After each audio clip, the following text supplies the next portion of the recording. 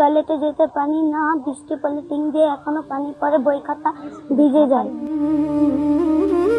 এটা একটা স্কুল যেখানে বৃষ্টি নামলেই বই খাতা ভিজে যায়। প্রচন্ড গরমে ক্লাস করতে গিয়ে অসুস্থ হয়ে পড়ে শিশুরা। আর যেসব শিক্ষক পড়াচ্ছেন তারা মাস শেষে কোনো বেতনই পান না। শুনতে অবিশ্বাস্য লাগলেও এটাই নারায়ণগঞ্জের রূপগঞ্জের ভায়লা মিয়াবাড়ি বেসরকারি প্রাথমিক বিদ্যালয়ের বাস্তবতা। আমাদের এই জায়গা থেকে বুলতা প্রাইমারি স্কুলটা অনেক দূরে।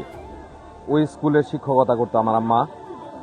তো এই এলাকার মধ্যে কোনো প্রাইমারি স্কুল ছিল না বিদায় ওই সময় বাচ্চাদের পড়াশোনার কথা চিন্তা করে এই জায়গায় এই জমিটা দান করছিল। 1992 সাল থেকে 2026 পর্যন্ত এই স্কুলে কোনো বিল্ডিং বা কোনো স্থাপনা সরকারিভাবে কোনো কাজ এখানে হয় নাই। 1992 সালে এলাকার হতদরিদ্র মানুষের সন্তানদের শিক্ষার আলো পৌঁছে দিতে 33% জমি দান করেছিলেন প্রয়াত সুফিয়া বেগম ও হাজী আইয়ুব আলী ভূঁইয়া। সেই জমিতেই গড়ে উঠে ছোট্ট একটি বিদ্যালয়। কিন্তু দীর্ঘ 32 বছর পার হলেও আজও স্কুলটি সরকারিকরণ হয়নি। ভাঙাচোরা টিনের ঘর, নেই জানালা, নেই বিদ্যুৎ, নেই ফ্যান। একদিকে তীব্র গরম, অন্যদিকে বৃষ্টির পানি, তবুও থেমে নেই পাঠদান। বৃষ্টি এলে পড়ালেখা করতে পারি না, আমাদের স্কুলে অনেক সমস্যা হয়। আমাদের স্কুলটা বাথরুমটা অনেক ভাঙাচোরা, আমাদের বাথরুম পাইলে আমাদের অনেক দূরে যেতে হয়। আমাদের ম্যাডামরা আমাদের অনেক কষ্ট করে পড়ায়, তারা কোনো বেতন নেয় না। টয়লেটে যেতে পারি না, বৃষ্টি পড়লে টিন দিয়ে এখনো পানি পড়ে, বই খাতা ভিজে যায়।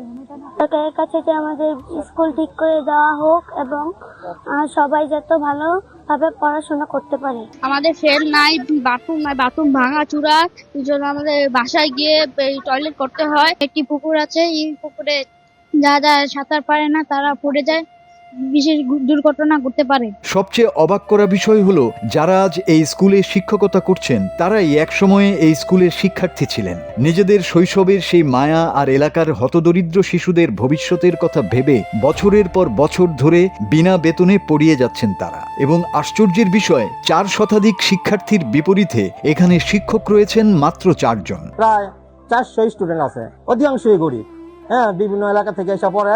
এর আশেপাশে কোনো বিদ্যালয় নাই। আমরা 5 জন টিচার আছি, বিনা বেতনে এগুলোকে শিক্ষা দিতেছি। এই স্কুলটা খুবই অবহেলিত।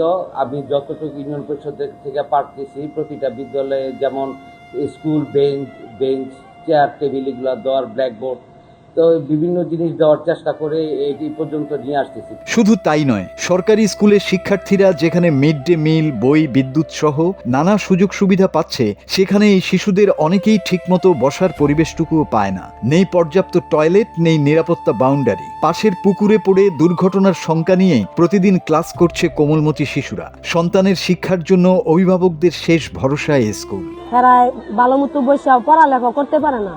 এক বৃষ্টি নামলে বৃষ্টি পড়ে, রৌদ্র লাগে, টিনের চাল ভাঙ্গা, বেড়া ভাঙ্গা। মাস্টাররা কোনো বেতন পাইতেছে না, এগুলো একটা সমস্যা। আর একটা সমস্যা হচ্ছে আপনার স্কুলের বেড়া নাই, চাল নাই, সবকিছুই নাই। কোনো সরকার করে না, কেউ করে না, আমরা সরকার করে নাই। এই এলাকার 10টা 5টা গ্রামের যত গরিব ছাত্র এটা লেখাপড়া করে।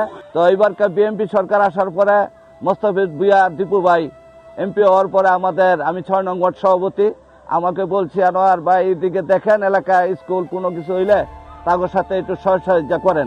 একটা জাতির ভবিষ্যৎ গড়ে উঠে শ্রেণীকক্ষে। সেই শ্রেণীকক্ষ যদি হয় জরাজীর্ণ টিনের ঘর, তাহলে ভবিষ্যৎ কতটা নিরাপদ?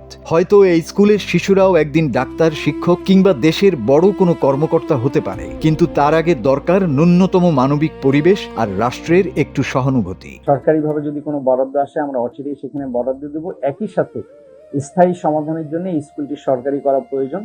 আমরা মাননীয় আমাদের যে সংসদ সদস্য রয়েছেন তার মাধ্যমে মন্ত্রণালয়ে আমরা যোগাযোগ করার চেষ্টা করছি।